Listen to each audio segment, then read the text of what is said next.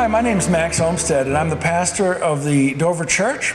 And this is Beth Benjamin, our moderator, and we'd like to welcome you here into our historic meeting house as we celebrate our 250th anniversary of our church.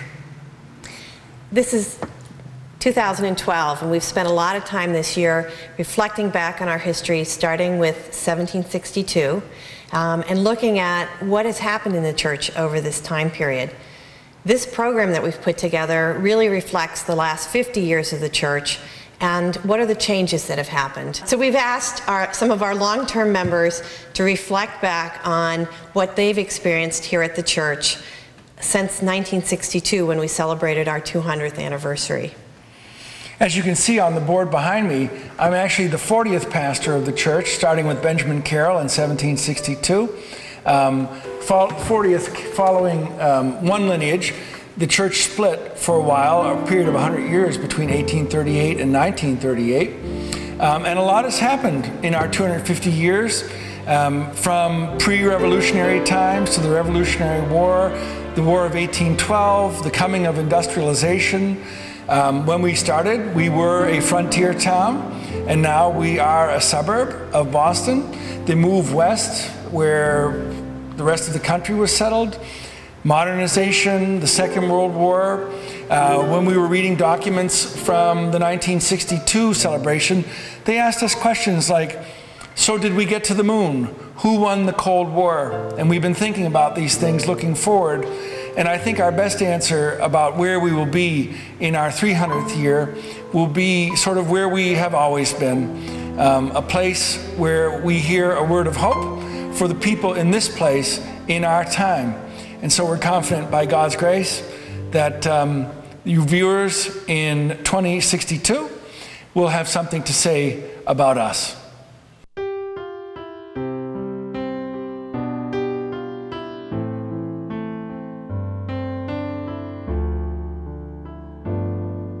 Actually was right after the war. We had a friend, or Jean, my wife's sister, lived here, and they had us out for dinner one night, and we sort of liked the town and got a place to rent from a fellow named John Schmidt, and we moved in and started our life in Dover, and that eventually got us going on the church. It was the only church in town at the time, right? So Absolutely. It wasn't a big decision, which church should we go to? No, it was the only church. There was no other church but the Dover Church. What is now the Episcopal Church was a Mason Hall, I think. Mm-hmm. Catholics were not here, and nobody else was here. During the 4.5 to 5 years of the war, no work had been done on any of the public buildings, including the church. So very frankly, the church itself was a mess. The ceilings were, plaster was coming out of it, the windows were broken. It was just a bad situation. But we finally got going on that. A fellow named Charlie Cabot, who was a moderator in town, a really wonderful person, he got together with a fellow named Johnny Worcester and Eddie Rice, and they were sort of running the town. And bear in mind, the total population of the town was probably on the order of 1,500. So you knew practically everybody in town. 1,500 include kids. So you had to get a lot of money out of each person in order to do something for the church, right? So he decided they ought to do something, and they organized a situation where we could raise money. And he got a bunch of people together, and that's how I got involved, and we went around asking for money. But things that I remember about Charlie was when he got us together as a group who were going to do the legwork, get the money, he just simply said, what you want to think about is there is no other church in town but this one. Can you imagine a New England town without any church? So if we don't do something, this is what's going to happen to Dover. Well, it may not sound like something, but it was quite an appealing situation. Our oldest child was about between 4 and 5, and he started asking questions about God which I didn't feel qualified to answer. So I said, okay, I think it's time we go to church. So that's when we started. She announced it one Sunday morning while we were having breakfast. She'd already finished, and the two boys and I were around the island finishing up. She says, hurry up and eat, we're going to church, choke. So off we went, and Dean Clark was preaching that Sunday. He was the minister then. We didn't realize that. We didn't know who was the minister, but we'd been married in a congregational church, so we thought, well, we'll try a congregational church. So in we went, and he was giving one of his very liberal sermons on anti-Vietnam sermons at the time. This was 71. And Joan leaned over to me and said, I think this may be his first Sunday also, and probably his last. Happily, he stayed with us till 1985. We were looking for a church when we arrived in Sherburne, and we had been told that Dean Clark, who was the minister at the Dover Church, was doing some wonderful sermons. And so we decided to go to a couple services, and we were blown away by his message and what he had to say and how he had to say it. And then I think we stayed partly because there was a great Sunday school program for the kids, and people were very welcoming to us. We moved to Dover in 1968. Dean Clark was minister, and it was the church in Dover. And we started going. We have 2 sons that he baptized in the Dover church, and we still think we're members here. John Nelson invited us to join, came over and talked to us. We'd been shopping for churches in Dover and really loved what we saw at the Dover Church. My wife, Joan Seamster, and I joined the Dover Church in 1999. Dover Church was the only church, that's correct. And used to walk by the church every day on the way to school. That was K through 12, and we used to walk by the church every morning after delivering eggs at Hodgeport Lane, because we had an egg route during the war, and we would run up there and meet with the McGills and the Latazis and the Treadwells and the Means, and Jimmy Means, and so forth. Another Jim Means, I might add, but yeah, of course. I never did meet the gentleman, but we did get his mail a few times. Okay, well, he was a classmate, and we would play baseball, scrub 1, 2, 3, 4, 5, for about an hour before school, and they would pull us in, and we would go to classes. So my daily route was right by the church. I joined the Dover Church in 1961. I moved to Dover in August, and the very first Sunday I was here, I went to the Dover Church. But when we came to Dover, I thought, I'm home. I'm back in the congregational fold, and there's just something about the congregational approach that really appeals to me. And then, of course, there was that lovely white church, old church on the hill. My wife Barbara and I participated in many committees and activities in the Dover Church. Our activity included Christian ed, church trustees, physical improvements to the church buildings, establishment of the bell choir, acquiring the Fisk organ, and singing in the choir.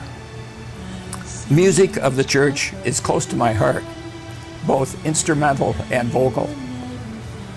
Barbara and my tenure at the church is about 40 years. Barbara and Mary Jo Bailey established the bell choir. I was a member of the choir for a good share of the time. This tenure included several choir directors, organists, soloists, instrumental performers. Amelia Peabody was very financially involved in both the church and the choir. Henry Stone and Norm Simpson, both vocally and financially. The only instrument we had was an upright piano, which was located in the left rear. As you came in the left door, it was right there, and that's where somebody, I didn't know who it was, would play for the hymns. That evolved around the point where we finally got a little better piano, which was down front. At this point, Amy Peabody got involved. She was always around, and she was a wonderful person, and she decided we ought to do something about this, and so she gave us an organ, a pipe organ. No small purchase either. No small purchase. She was glad to do it. Did you have a formal choir at that point, or was it just? We were just developing it, and a fellow named Lucian Taylor. I remember that name. Yeah, Lucian Taylor was I think he was a professor of music at BU, I'm not sure of that. And he was a choir master, and his wife, Kitty, sang in the choir. She was a horticulturist. She was a wonderful person. I saw her gardens once. Yeah. And her sister, Dottie, played the piano, and this new organ that came in. So that developed into getting the choir going, which was good fun. I happened to be chairman of the music committee when Sue McAllister was the organist and choir director for St. Dunstan, who was worshiping with us.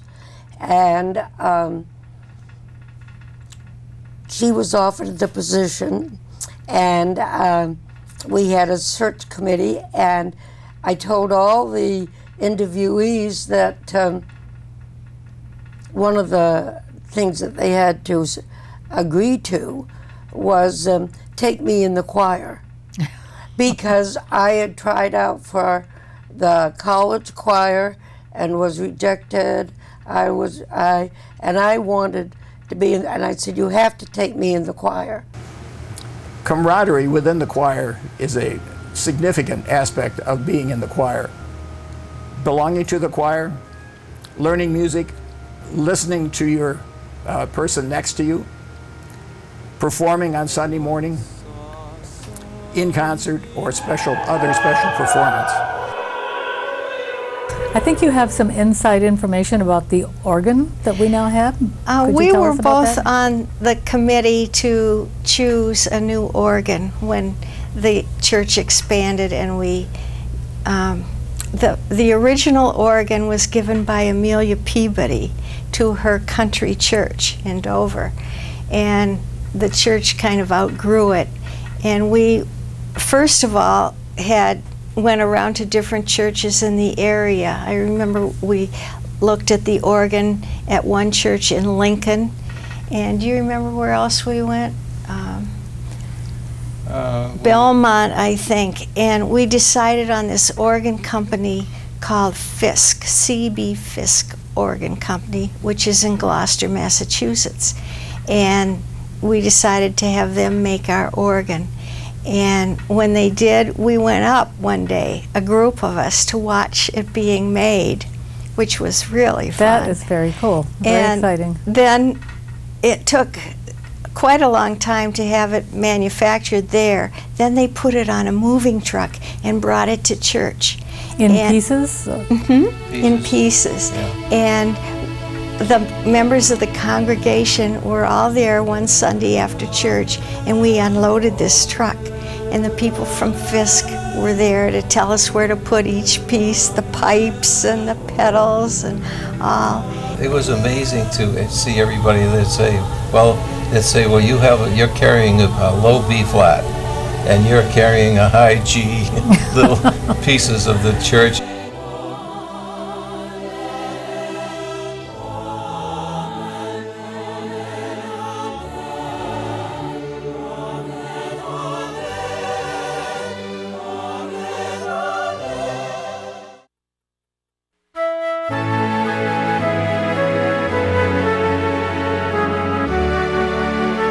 I have been on the deacons for about 30 years. I've been on a variety of search committees. My husband was part of the youth group for about 20 years, and he had lots of stories to tell. And we were both moderators. So we have been active, but we wouldn't have changed it for the world. It was more realizing how many gifts are in our church with the people we have there. And I was on the music committee on, off, because you could only have 2 successive terms for 11 years. And as I mentioned, when we were looking for choir director and organist. I was chairman for 3 years. John really got us engaged, me in particular, in the activities of the church. He asked me to serve on the stewardship committee, which I did for several years. And then I joined the church council as an at-large member. I later joined the deacons and have been a deacon for several years, and served on the search committee that brought us Max Olmsted. Well, I was on the Christian Ed committee for a few years, and then on the music committee, chairman of the music committee. I've sung in the choir for as long as I can remember. So I've always been interested in the music at the church. And I was a trustee, a chair of the trustees. I've been everything in the church, I think, except a deacon. That includes, I'm now chairman of the recycling the waste from the church to the transfer station. So I've done it all. So still serving. That's wonderful. Been in it. You know, it's been a fun experience. And we did simple things to raise money for the church. We held street dances, and people got involved, and we grilled chickens and had a big turnout. And we only made $1,800, which isn't a lot of money, but everybody had a good time, and it developed a real bond between folks within the church. And within the town. And within it was open to the whole town. It was open to the whole town. It was on the street in front of the American Legion.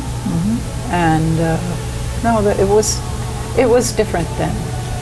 One of the other things that I joined was Lori Baird's Dover Church Gang.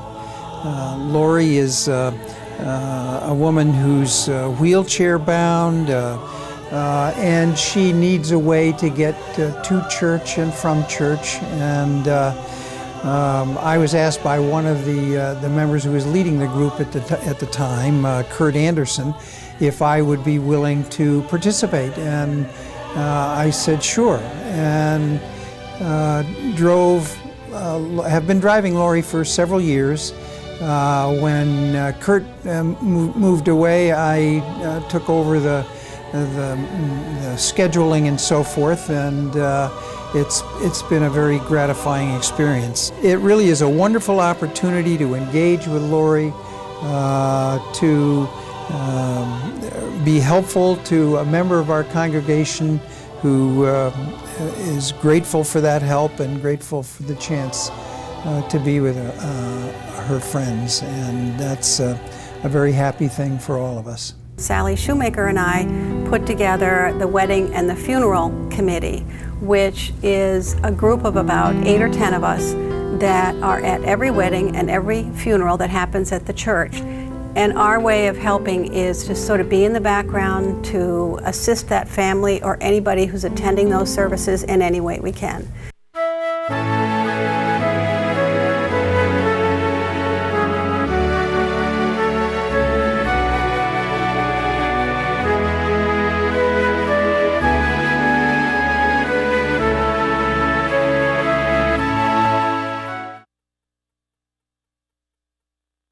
I'd like to hear more about Amelia Peabody. I've heard, I didn't move to Dover until 1983, and I think she died either that year or the year after, so I never met her, I never knew her, but I've heard story after story, and she's always fascinated me. I'd love to hear some of your memories. Well, she, one of the things that she loved Dover, she loved horseback riding, and that was her principal interest out here.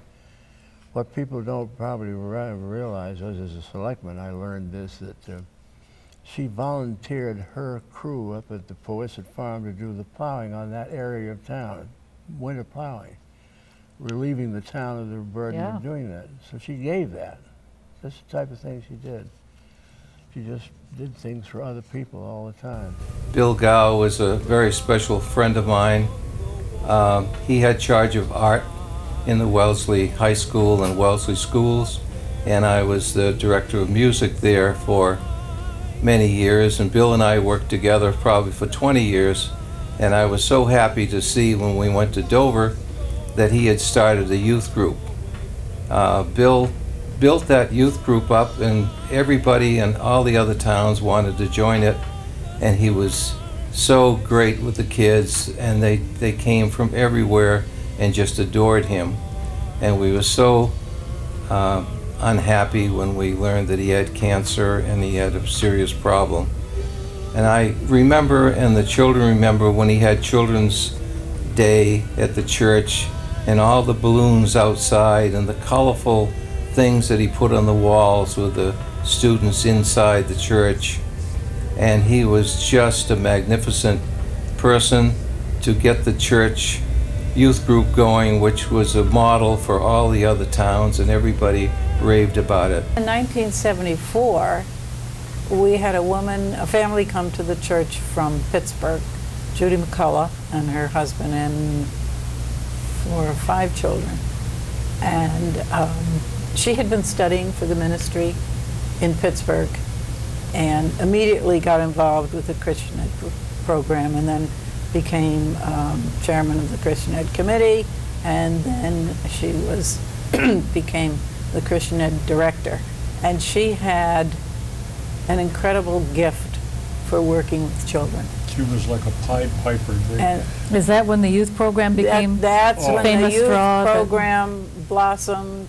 She could do things with the kids that you normally can't get teenagers to do.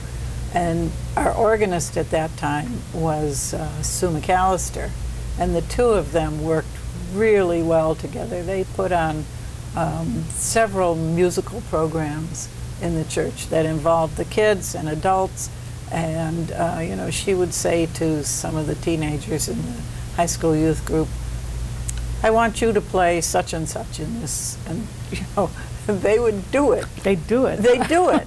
And with John Nelson, he was such a caring, kind, giving man. It was a pleasure to see somebody who really takes God as their mission, and he just was such a special gentleman. The youth group in high school was so big, I feel, because Judy McCullough started a 4th, 5th, and 6th grade youth group, which at that time, I think we were the only church that had one. And the kids, the children liked that, so they kept going to the youth group, and it was a very influential part of their lives. Amelia Peabody was very financially involved in both the church and the choir. Henry Stone and Norm Simpson, both vocally and financially. Choir directors included such people as Dot Minnie, who was just leaving finishing when I came, Sue McAllister, Judy Niblock, and now Michael Kraft. My favorite memory that has to do with the church is Dr. Rice, Bill Rice. And he was a minister at the church for many years, and matter of fact, for my entire early tenure at the church. Dean was one of those people that was caring, nurturing. He had an amazing knack for sermons where he could just hold your hand right in his heart. Right, he could hold your heart in his hand. It was just amazing. But then there are other parts of him. He had a wonderful sense of humor. I remember one day he brought a skunk to church. And maybe I'm just as glad I wasn't there that Sunday. It was a nice skunk. And defumigated or whatever. Oh yes, defumigated. But he had it behind the chancel, and so when the kids came up for learning time, he pulled this skunk out, and you could hear everybody gasp in the church. But his whole point was, sometimes when you need to be a little stinker, there's a reason that you have no other way of defending yourself. It was a wonderful learning time, and how many years later I still remember. And certainly Dean's leadership as the senior minister was excellent. I mean, sometimes you could feel like you could strangle him because you so disagreed with his position, perhaps politically or whatever. But he often would have us all in tears too, because he could really reach down to the bone and get to you. So it made a very interesting little place on the hill to come to. So let's talk a little bit about Tom Niblock. Yeah. And his whole deal with the church, because he was there quite a while. And I think he brought a lot to our church in many ways. Indeed. Number one, with Judy. I'd love to hear your feelings about that, because it was a great couple. They were a great couple, and they still are a great couple. Judy brought unbridled energy to everything she did. She expanded the music program greatly for things with children and handbells and all kinds of things. And once Michael Kraft came on board, which was towards the end of the Niblock's tenure, she and he put on a lot of wonderful things for kids. One of my favorites was one the children wrote called 50 Ways to Ditch Moses. So creative, innovative, fun things that had children enthused and their parents enthused, and a lot of work with the choir, a lot of singing, fun things that the choir did as well. Do you remember when we used to call Tom Mr. Wire? Yes. Because he knew how everything worked. He also knew how all the committees worked. He knew what the issues were in every committee in the church. He had a very good style of leadership in that way. He did. He was like a walking vault of information. And you would get to a committee meeting, at least I remember on Deacons, and he would just have total knowledge of what had transpired the last few months, what we were supposed to be doing. He kept us on task. We were excited to do things. I also think Tom had a really good idea of where the money was in the church. And so when things came up where somebody needed heat, for instance, for the winter, if someone was in trouble there, he knew how to network to find the right people who would come in and help with that, which I think was really wonderful.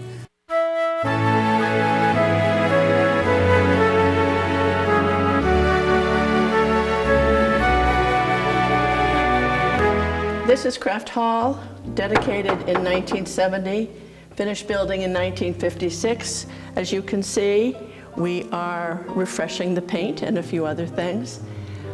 It was redone completely in the early 1990s with the advice of an architect to help with sound attenuation and to help with how you make a building that is aesthetically pleasing while making it tough for youth group, bombardment, games like that, Cub Scouts having a wonderful time. And I think we came up with a pretty good solution. The room is heavily used today by the community, which was the intent of the church when it was built, and by the church.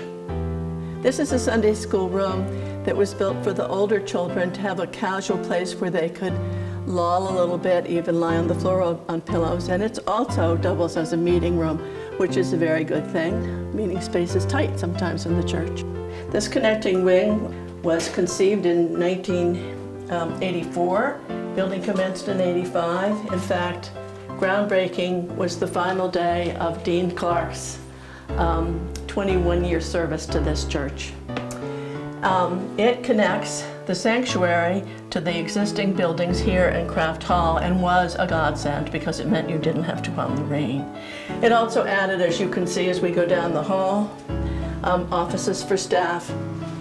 In the recent renovations we are still working on now, we were able to create a nice welcoming center for visitors to the church so that they feel important and recognized and so they know where to go. Here's a view from the Taylor Garden taken from the entrance to the offices. This garden was made possible by a gift from Kitty Taylor and was designed by her great friend, Hallie Long. It was built in 1989. Kitty, her husband Lucian Taylor, and her sister Dorothy Park served this church collectively for 40 years, and so are important figures in our life. The garden was designed to do any one of a number of things, have a welcoming space, have a place for receptions and parties. It's also fully handicapped accessible. When the design team, part of the renovation committee, was working on how to make these spaces look fresh and new with new paint and carpet, Kim Cohn, our leader, came up with the idea of having a rotating art gallery. These paintings are all from a painter in Sherburne, and will come down in another few months for a new artist set of pictures. I think the plan is that each artist will have their work up for 6 months, and it is for sale with a profit of a piece of the profit going to the church. Here's a picture of Dorothy Park in her younger years. As mentioned earlier, she was organist here for 24 years, and she and her sister, Kitty Taylor, and Kitty's husband, Lucian Taylor, were part of the music fabric of this church for 40 years. She was a multi-talented woman. She just drew the plaques on either side of this portrait, and she painted the seascape that you see here. The music room was named for her at the time of her retirement from the church at the request of many of the senior members at that time. At the beginning of the 1950s, the pulpit and lectern were not here. The chancel area was reached by staircases on either side. There was a movable lectern or pulpit in the middle, and a sofa where the altar table is now for the repose of the minister, I'm imagining. Then in the late 50s and 60s, a lot of things happened. Hugo Olson designed the altar table that is here now, and it was built, replacing a table that is in the narthex that was built by Charlie Cabot. Dean Clark tells us when Charlie was bringing it to the church for the very first time, it was in a station wagon, he backed up, it fell out, and he drove over it, and he had to make a new one. He also made the little cross that's on it. This cross was given in the early 1960s by the McGill family in memory of their son, Todd. The chandelier that you see here was given by Amelia Peabody sometime in the early 50s. According to Dean Clark, we have no records of it, but he remembers her saying she gave it and she's going to maintain it. This bell rope attaches to the bell that's in the steeple. It's of historic significance because it was built by Holbrook, who was an apprentice of Paul Revere. Unlike some bells, it is rung by rocking the cradle on which it is hung.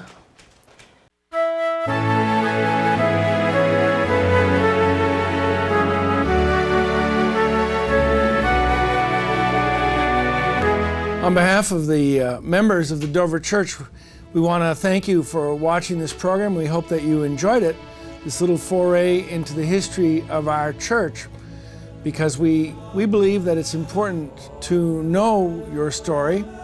As George Santayana said, to those who do not know their history are doomed to repeat it, and we know that we can't go back. Even though we are one of the constants in the community of Dover, we've been on Meeting House Hill since 1762, and everything has changed around us. We started as a small rural parish, part of Dedham, then became an independent town with factories and a railroad, and to what we are today, an affluent suburb of Boston. And where we were one church, the Dover Church, now we are a community of many faiths and 3 other Christian churches. We look in the future to a time when things are going to be different. Time when most Americans are less religious or not religious at all. And so we know that there will be something new in the next 50 years in the Dover Church. And we hope by watching this program, people at that time will be able to look and see what we were doing and how our story has become their story. Thank you for watching.